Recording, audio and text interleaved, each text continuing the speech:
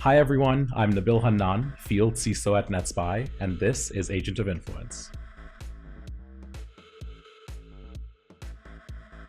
Today, Robert Woods joins us to talk about third-party risk management and also finding the balance between the technical and soft skills in cybersecurity. Robert, so excited to have you. It's been a long time since I've seen you, so glad we got to sit down and talk today. It has been way too long. Way too long. Way too long. Agreed.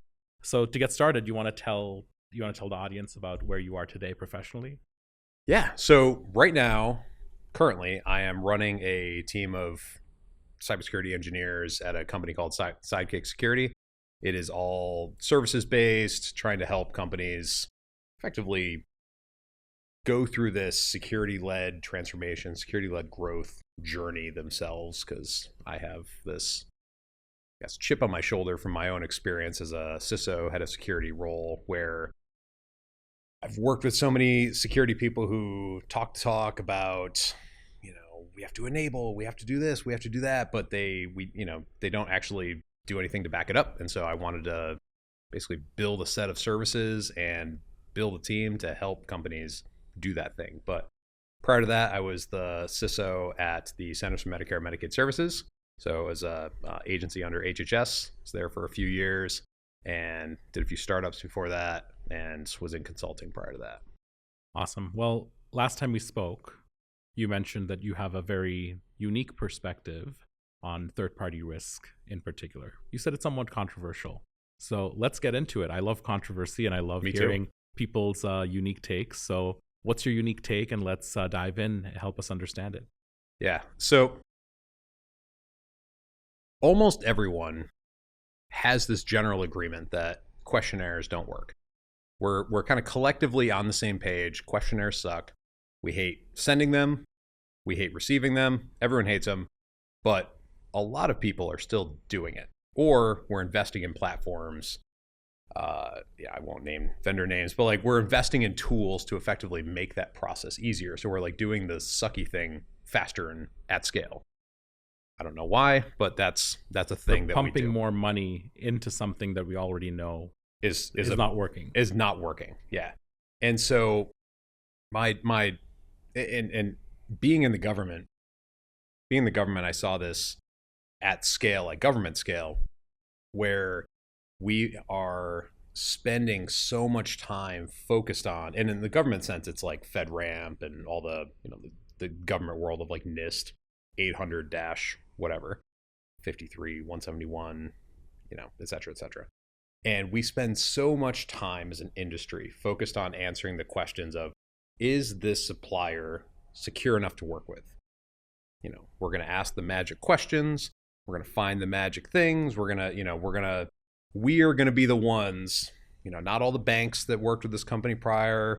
None of them were smart enough. They don't know what they're doing. They don't know what they're doing. We're going to be the ones that ask the right questions in the right way. And we're going to get to the answers. And it doesn't work. Ultimately, there is, in my opinion, this fundamental misalignment that is happening there. So security leaders or security teams we are incentivized to enable the people that we're working with, right? The teams that we're supporting, et cetera. We want to say yes and to the folks that we're working with. We don't want to tell everyone no. We don't want every single request that comes to us to be a hill that we die on and say, no, you can't work with this vendor, you can't work with that vendor. So we're incentivized to say yes, unless something is really, really crazy. At the same time, the vendor at the other side of receiving said, audit or security scorecard scan or questionnaire or whatever, they are incentivized to answer things in such a way that it advances the sale because, there's big contract value on the other side of it. Small companies don't typically do this. Big companies do this. Big companies have big contracts. And so, there's a big money incentive to do this. And so we spend, in my opinion, we have this inverted Pareto distribution where we spend probably 80% of our time focused on stuff that really we can't control. All that are you secure enough stuff? We have no control over it. We could learn things, we can't fix it. all we can do is decide to work with that company or not. And so, in my opinion, we need to spend more time focused internally on things like, are we configuring these things appropriately? Are we making sure that they're integrated with like our identity and access management? Are we monitoring? Are we, building business continuity, incident response plans? Are we configuring like SSPM, CSPM type solutions against these things? Are we do we have a sense of like what data is going into into what tools? Stuff like that. Like, we spend so little time focused there, yet that's the outsized area where we can actually impact risk. And so I think we need to kind of right size that Pareto distribution. And for whatever reason, I feel like people generally agree that that's a good idea, but the compliance drivers and the inertia of like, this is just how we have to do it because, whatever kind of prevents That's people the from doing status quo. Yeah, exactly. And I for whatever reason, I can't figure out why we can't just like flip the switch and move. So I was always under the impression, or maybe this was just wishful thinking, that all these big companies that do these third-party risk assessments and send out the questionnaires, etc., that by now there would be a standard and there would be maybe one agreed upon body that does these assessments for all the vendors once. Yep. Instead of the way the reality is today is we get every customer sends us their questionnaire. Everyone asks the same question in a different way. Yep. Some of them ask completely irrelevant questions because it's the same question for you, whether you are a pen testing provider or whether you are a data center or whether you are a vendor that comes to clean the floors every day. Yep. So, questions range from, do you have locks on your doors to do you have employees that sit by a window where someone from the outside could look at their computer screen? For sure. And some of them really don't make sense in today's world, especially in a world where people work from home and etc. Yeah. But a lot of times the questions are wrong and they're asking literally wrong questions and sometimes not even giving you the option to say that the question is not applicable to you. You have to put an answer in. Yep.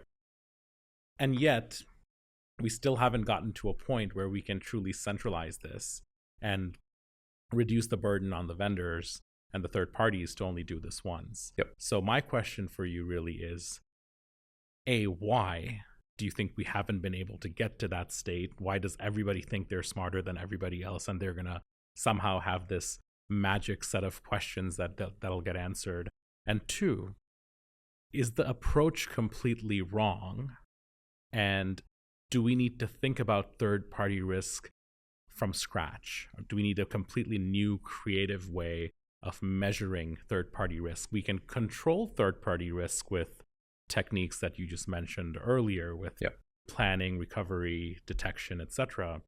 But do we need to actually change how we measure third-party risk?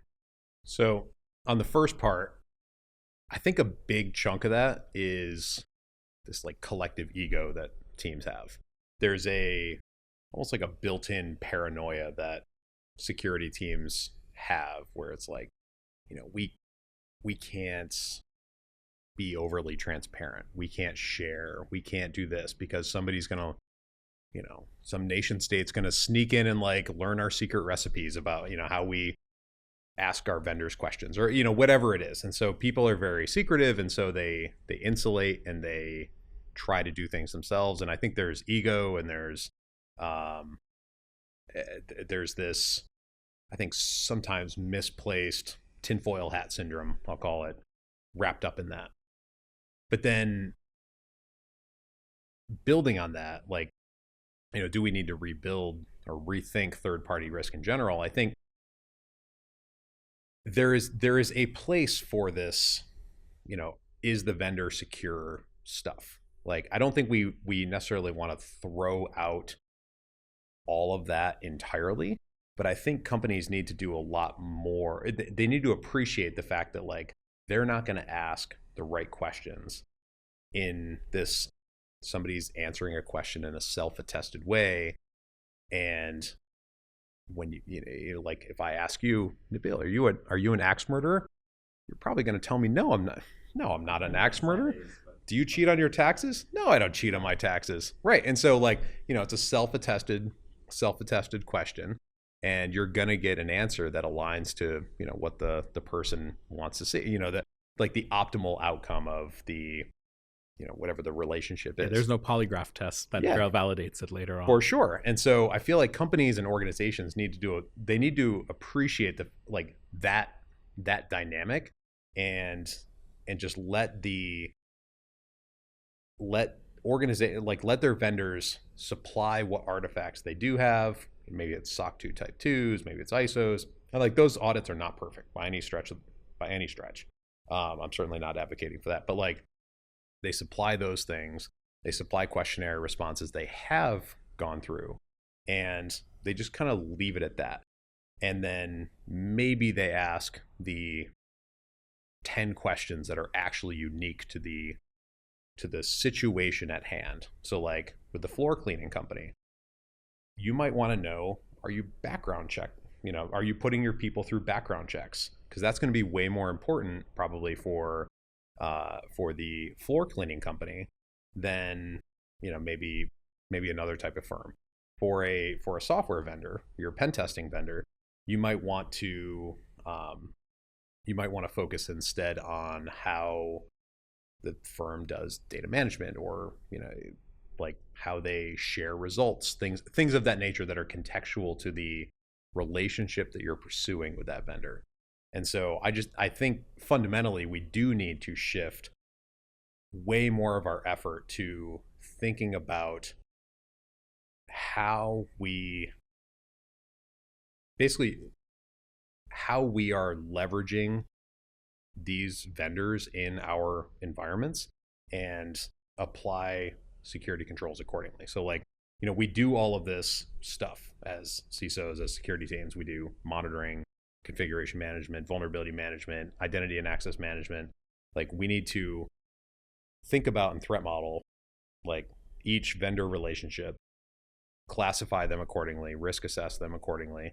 And, like, are they handling what kind of data are they handling?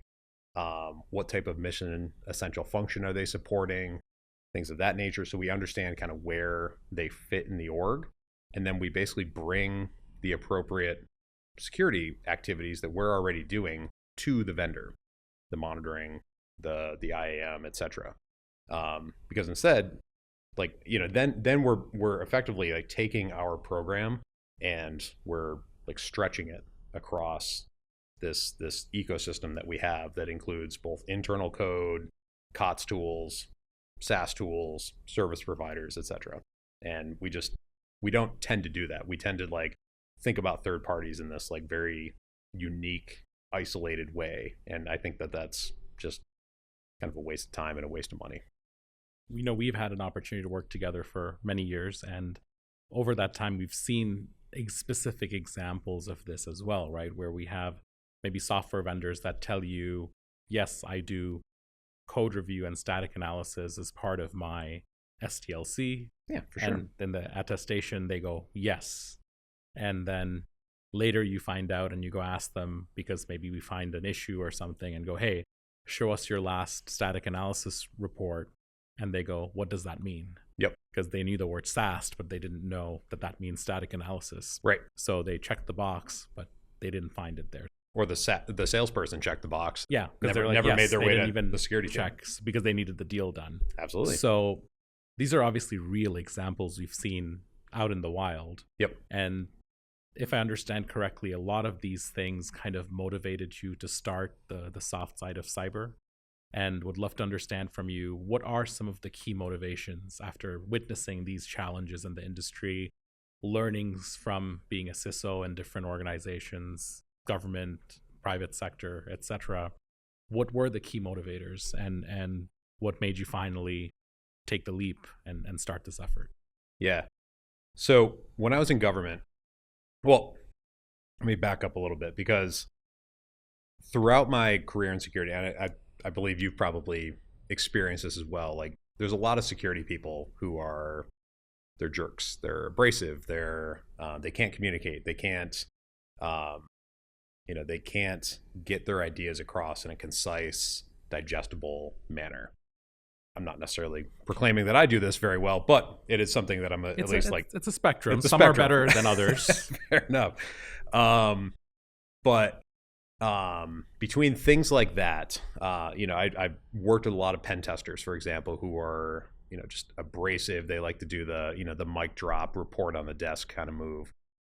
Moving up to my role in the federal government, where in theory, you're the CISO, you're pulling the strings, you're calling the shots, you're directing the budget, you're setting the strategy. And so in theory, you should kind of get the outcomes that if you say, I want to go take that hill, we're going to take that hill, unless there's some crazy obstacle that stops it. You don't expect your own people to be like squabbling along the way to the hill and you never get there.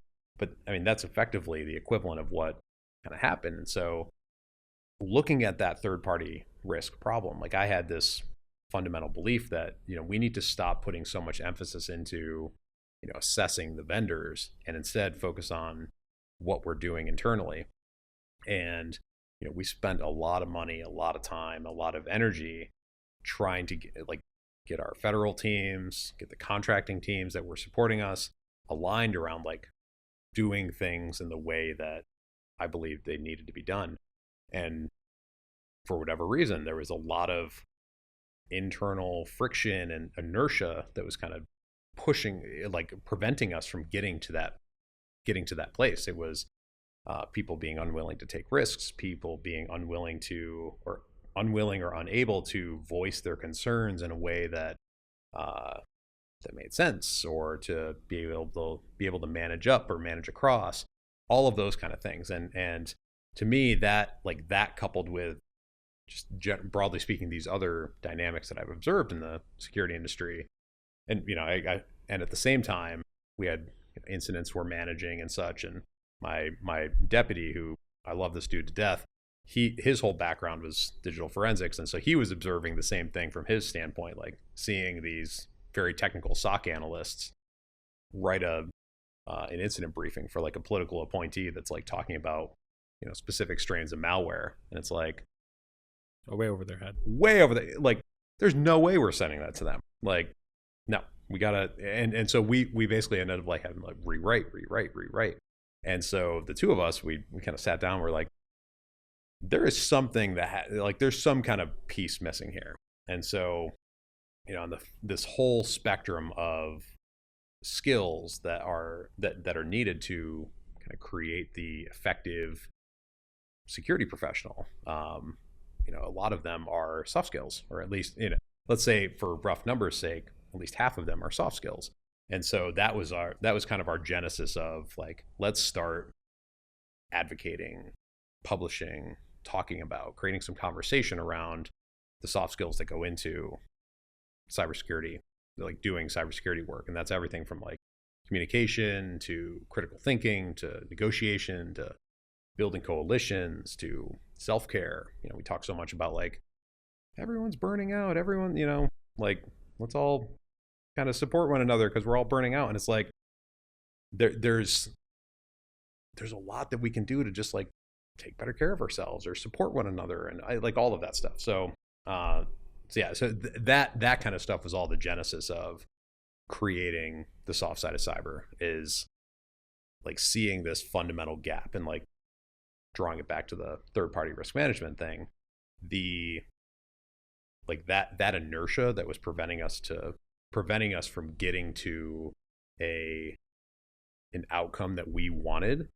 It was people who were kind of unwilling or unable to think critically. It was poor communication skills. It was it was struggles in our internal team culture that we had to work on. It was all sorts of things that were not technical in nature. And so that was, I think, a really eye-opening thing for me as a leader, that we had all of these really kind of fundamental issues that we had to really roll up our sleeves and work with our people on. And in the government's sake, in that space, you're it's people who work for you, the feds, and then it's people who kind of indirectly work for you, being the contractors. So in my experience interacting with CISOs and other cybersecurity executives and leaders, I've started to notice a pattern where to be a good and effective CISO, you actually have to be more of a marketing and salesperson than a technical security expert. Now, don't get me wrong. I think you need to have a baseline of technical expertise and understanding of security and risk as a CISO. That's there. But the ones that are most effective at their jobs seem to have to shift their focus and become more of a marketer of what they're doing internally within their organization, and also sell the program that they're building to key stakeholders within the organization. Yeah. And the ones that do it successfully are the ones that are really good at communicating at different levels. They speak a language that the rest of the organization understands, and they're thinking creatively on how to truly build and expand that culture of security within an organization.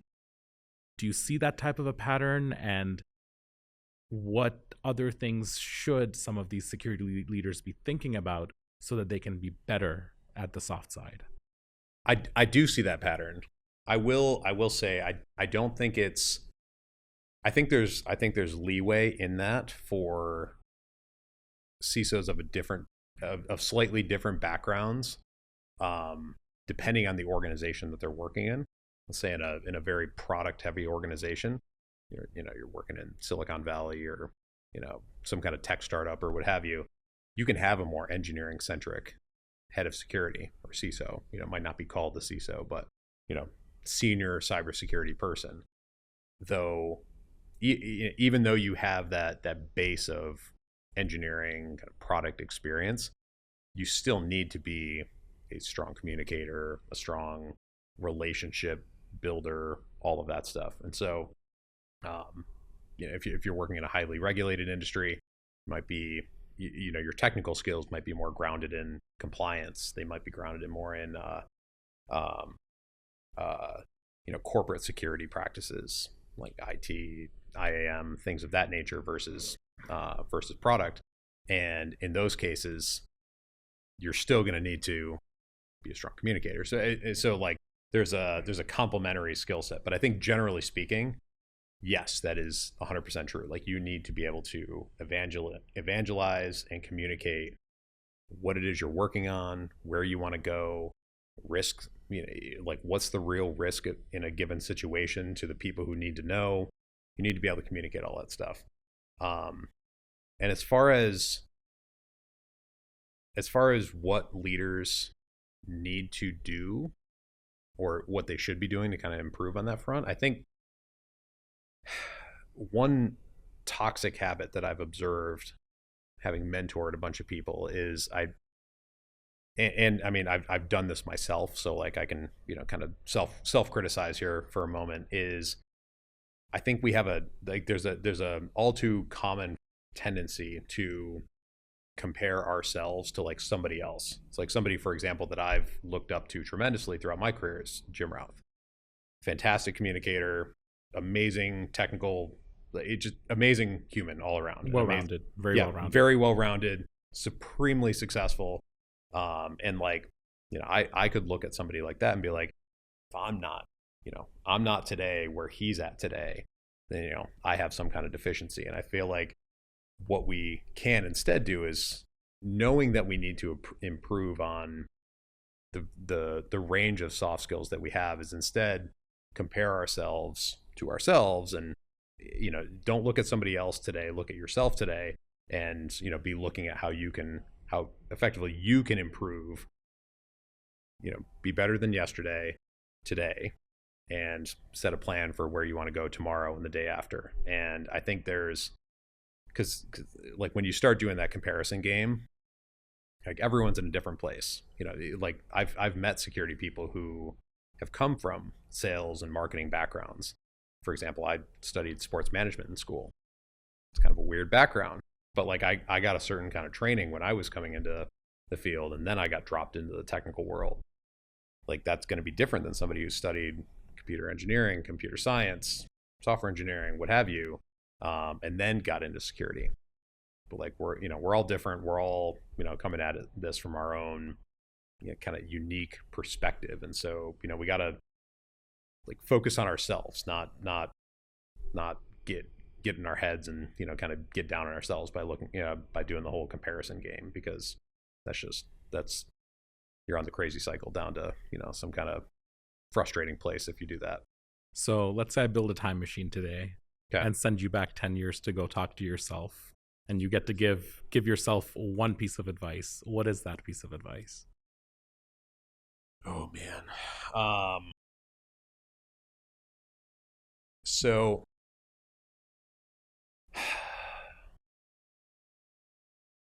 I think the big if I set aside all the personal things that I would probably let's focus on security. On the cybersecurity side. It probably was, because there's a long list ahead of that. But if I focus on the cybersecurity stuff, I think the biggest thing I would probably try to drive home, so 10 years ago I was coming out of Cigital and getting into startups initially, and going into that role, I was kind of stepping into this place of feeling I'm responsible for the security of all this stuff. And so I have to I got to show up. I got to make sure it's secure. I got to do this and that. And helping myself understand that like security is not the most important thing. It's not the most important job in the room. It's just not. Like like one of the things that drives me nuts at like Amazon, for example, or AWS, like security's job zero. Like, no, it's not. Making money and building features and all of that stuff and being up, that's all job zero. Like security is probably a really important component of that, but like it can't be job zero. It just I just don't fundamentally, even in like the NSA, CIA, etc. Like it cannot be job zero. It's always a supporting feature of what's going on in an organization. And so helping myself really understand that early on, I feel like would have been really good, because when I was in those roles, I made I think a lot of stupid decisions that were that prioritized security over everything else. They were overly complicated, but they were more secure. They were harder to maintain. Dang it, were they secure?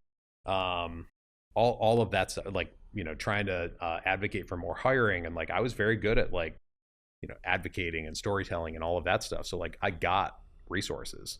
I was very good at that.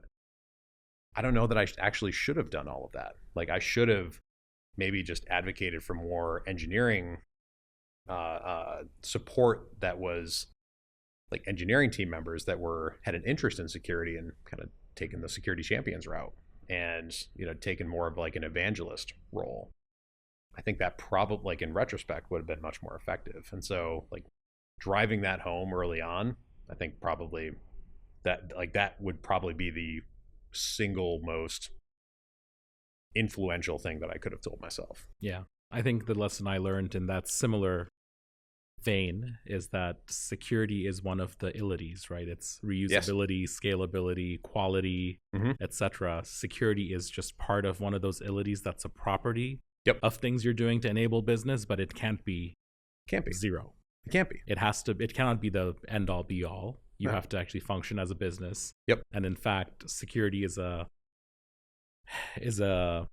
opposing force against everything else: usability, scalability, maintainability, etc. So you have to make it an inherent property of your business. It can't be just the sole thing that makes or breaks the business. And it's not even in business too, because like in the government world, like they're in the business of the government, right? Like CMS, where they're providing or basically paying for healthcare services for Medicaid, Medicare, vulnerable populations. And so like it's all mission work. The NSA, it's all signals intelligence. CIA, it's all DoD, it's all defense and protection and work along those lines.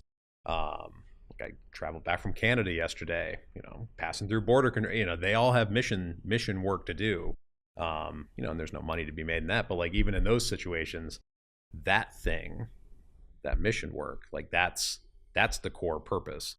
Making sure it's done securely is one of those properties. Yeah. Yeah.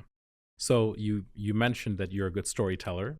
So you are always good at getting resources and budget as needed. That's my wife. I inherit any goodness that I get on that front from her. All right. Credit where it's due. Yes. Louise, thank you for instilling that in Robert. Indeed. So we'll give a shout out to her. But being a good storyteller, you said you were very successful in getting resources you needed to, whether it be hiring, investing in technology, etc. So as someone who hired a lot of people, what are some effective ways where you could tell during an interview if someone has the appropriate soft skills?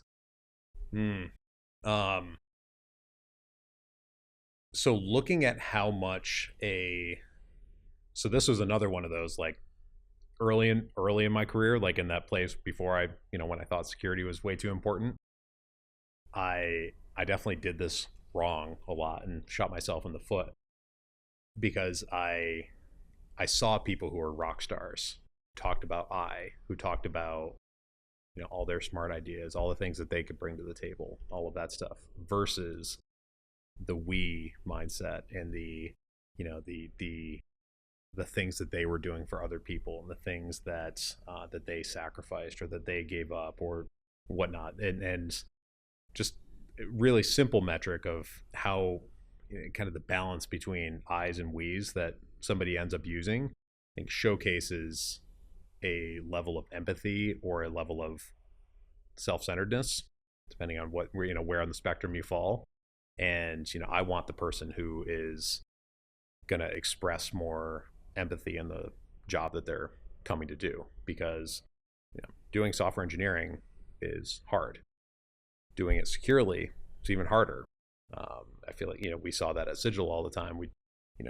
There's all of these. I remember some of the folks that we worked with ripped apart like the ESAPI framework, and it was like, all right, so you've got this security tool, and you can't even use that the right way. You have to do all of these things in the right context and do it every time in the right order. Yeah, and it's like else. So it's like it's just so difficult to do security work right and to do it right every single time, and so like seeing that security person who is expressing empathy for everyone else around them, I think is a really important metric. And I think just a really simple indicator of that is the I versus we, or like the way that they tell stories in their answers to questions. So taking that a step further, then, what does it take to build a culture that allows you to retain top talent? So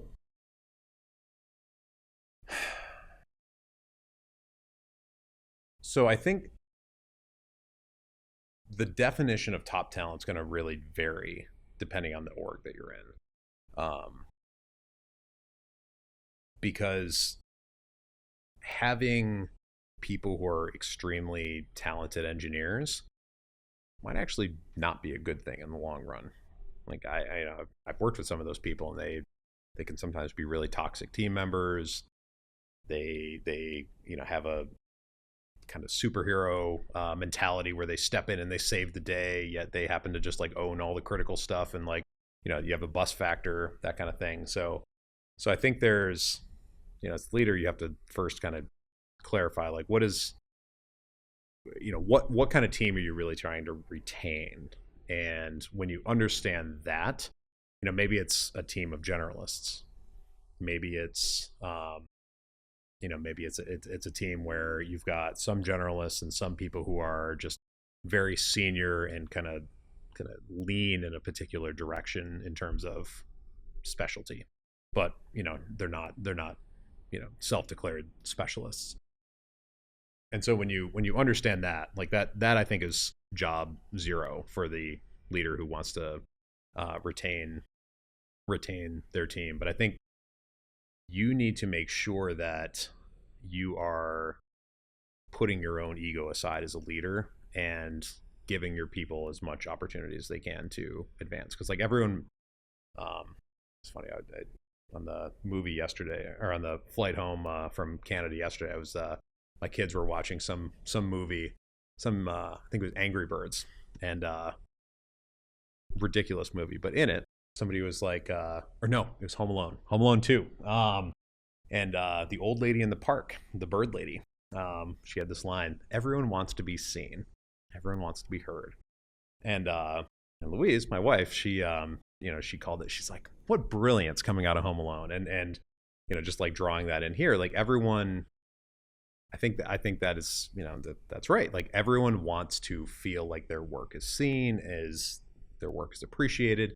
And so as a leader, like setting your own ego and your own, the spotlight being on you aside, like you have to be willing to make sure that like the spotlight is shining on the people that are under you, that they have opportunities for advancement. And even if you can't technically promote them, like especially if you're in a smaller company, just might not be an option. Like seems like everyone wants to be a CISO. Everyone wants like the staff titles, the VP titles or whatever. And, sometimes you just don't have those to give out. And so, get creative. Think about other ways that you can promote people. You can help them build their brand on LinkedIn. You can help them, get out and speak at conferences or network, or potentially even help them land new jobs, which I realize is the antithesis of retaining talent. But if you're doing that, if you're investing in your people like that, some people will inevitably leave. But if you're making that intentional investment in people and not in yourself on their shoulders, then I think people will be more willing to stay with you, work with you, follow you, help you achieve where you want to go, because it's good for them along the way. Love it. That's a great way to end, I think. So thank you, Robert, for being here. This was fun. I'm glad we got to sit down and finally do this. Indeed. And I'm sure there'll be many more. Love it. All right. Thanks, man. Thank you for joining us today. You can find more episodes on YouTube or wherever you listen to podcasts, as well as at netspy.com/agent of influence. If you want to be a guest or want to recommend someone, then please reach out to us at podcast@netspy.com. And as always, stay proactive, my friends.